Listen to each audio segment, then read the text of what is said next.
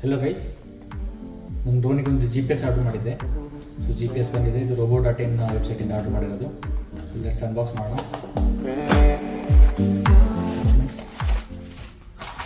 GPS ಇದು ಫಾಕ್ಸರ್ ಅಂತ brand.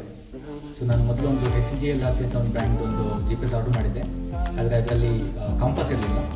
So ಇದು ವಿತ್ ಕಂಪಾಸ್ ಇದೆ.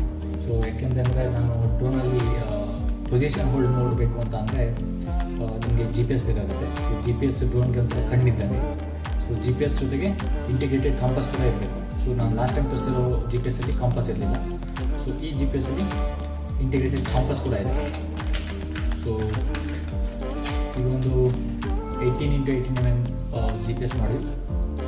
ಸೊ ಇದು ನಮ್ಮ ಡ್ರೋನಿಗೆ ಹಿಂಗಡೆ 3D ಮಾಡೆಲ್ ಒಳಗಡೆ 3D ಪ್ರಿಂಟೆಡ್ ಪಾರ್ಟ್ ಒಳಗಡೆ ಇದು ಕೊಡುತ್ತೆ. ಸೊ ಸೈಜ್ ಕೂಡ ಕರೆಕ್ಟಾಗಿದೆ. ಇದನ್ನ ಮೌಂಟ್ ಮಾಡಿ ಕನೆಕ್ಷನ್ ಮಾಡೋಣ. ಸೊ ನಾನು ಬೇಕಾಗಿರೋ ಟೂಲ್ಸ್ನೆಲ್ಲ ರೆಡಿ ಮಾಡ್ಕೊಂಡಿದ್ದೀನಿ. ಸೊ ಡ್ರೋನ್ನ ಡಿಸೆಂಬಲ್ ಮಾಡ್ತಾಯಿದ್ದೀನಿ ಮತ್ತೆ. ಸೊ ಇಲ್ಲಿಗೆ ಡೈರೆಕ್ಟಾಗಿ ಕನೆಕ್ಟ್ ಕೊಟ್ಟಿದ್ದಾರೆ. ಸೊ ನೀವು ಕನೆಕ್ಟ್ ಮಾಡಿಬಿಟ್ಟು ಈ ವೈರ್ಸ್ನ ಫ್ಲೈಟ್ ಕಂಟ್ರೋಲರ್ಗೆ ಸಾಲ್ವ್ ಮಾಡಬೇಕಾಗುತ್ತೆ. So let's do it.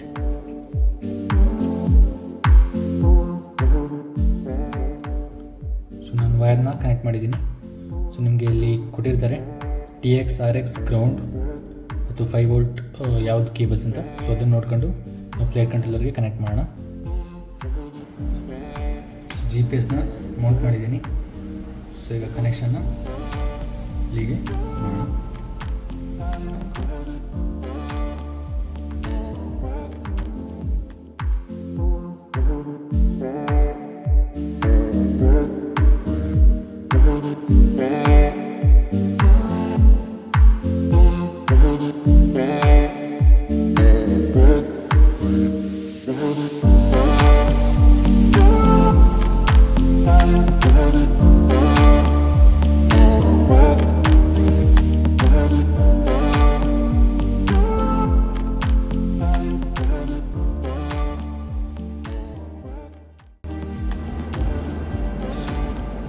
ನಾನಿಲ್ಲಿ GPS ಸಾಲ್ವ್ ಮಾಡಿದ್ದೀನಿ. ಹಾಗೆ ವೈರ್ಗೆ ಕೇಬಲ್ ಪ್ರೊಟೆಕ್ಟರ್ ಕೂಡ ಹಾಕಿದ್ದೀನಿ. ಸೊ ಇದ್ರ ಕೆಳಗಡೆ ಇಲ್ಲಿ VTX ಬರುತ್ತೆ. ಸೊ ಕ್ಯಾಮ್ರಾ ಮತ್ತು ಅದರ VTX. ಸೊ ಅದಕ್ಕೆ ಸ್ಪೇಸ್ ಇದೆ. ಬೀಟಾ ಫ್ಲೈಟ್ಗೆ ಕನೆಕ್ಟ್ ಮಾಡಿ ನೋಡೋಣ. ಸೊ GPS ಕನೆಕ್ಷನ್ ಸರಿಯಾಗಿದೆಯಾ ಅಂತ. ಸೊ ನಾನು USB ಕೇಬಲ್ ಥ್ರೂ ಕನೆಕ್ಟ್ ಮಾಡ್ತಾ ಇದ್ದೀನಿ. ಕೇಬಲ್ನ ಕನೆಕ್ಟ್ ಮಾಡಿದ್ದೀನಿ.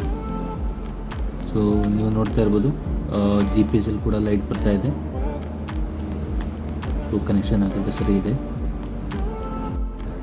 ಸೊ ನಾನಿವಾಗ ಜೊತೆಗೆ ಕಾಂಪಾಸ್ ಕ್ಯಾಲಿಬ್ರೇಷನ್ ಹಾಗೂ ಎಲ್ಲ ಕಾನ್ಫಿಗರೇಷನ್ನ ಸೆಟ್ ಮಾಡಿ ಸೊ ಐ ನ್ಯಾವ್ನ ಫ್ಲ್ಯಾಶ್ ಮಾಡಿ ನೆಕ್ಸ್ಟ್ ಟೈಮ್ ಫ್ಲೈ ಮಾಡೋದನ್ನ ನಾನು ನಿಮಗೆ ವಿಡಿಯೋದಲ್ಲಿ ಹಾಕ್ತೀನಿ.